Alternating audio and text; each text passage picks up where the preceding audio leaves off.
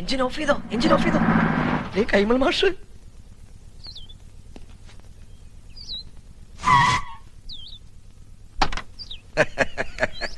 നമസ്കാരം.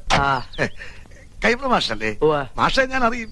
കൈമൾ മാഷ് തന്നെ, പക്ഷെ മാഷ ഞാൻ അറിയില്ലോ. അറിയാൻ വഴിയില്ല, അത്രക്ക് അറിയപ്പെടുന്ന ആളൊന്നുമല്ല ഞാൻ. പക്ഷെ ഇനി അറിയും. അറിഞ്ഞാ പിന്നെ മറക്കുകയില്ല. ഈ ചുറ്റുവട്ടത്ത് ഇങ്ങനൊരു കല്യാണം നടന്ന അറിവില്ല. വഴിതെറ്റി വന്നാ?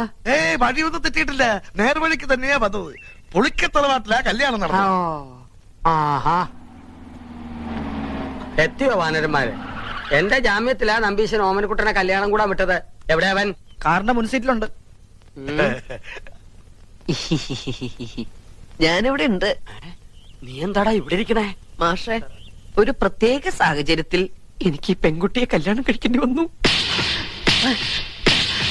എന്റെ ഗുരുവായൂരപ്പ, ചതിച്ചുവോ? ചതിച്ചത് ഗുരുവായൂരപ്പനല്ല, മറ്റേ ചെറുക്കന്റെ വീട്ടുകാരാ. അപ്പോഴാ ദൈവദൂതനെ പോലെ ഓമനക്കുട്ടനെത്തിയത്.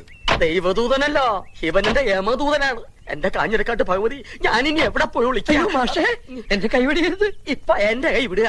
ഇനി നീ ആയി, നിന്റെ പാടായി പൊയ്ക്കോളൂ. അയ്യോ, അങ്ങനെ പറയരുത്. എനിക്ക് മാഷ് മാത്രമേ ഉള്ളൂ.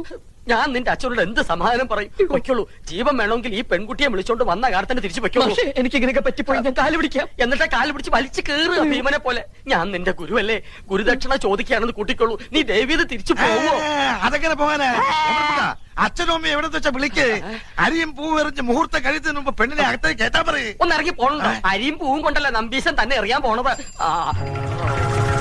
അയ്യോ അച്ഛൻ, അയ്യോ, ഇനിയുള്ള എന്റെ ജീവിതം മാഷിന്റെ മിടുക്ക് പോലെ ഇരിക്കും. അച്ഛൻ അല്ല, നീ എവിടെ പോവാ? മൂത്രമൊഴിച്ചിട്ട് വരാം. വേഗം വാ, എനിക്ക് പോണം.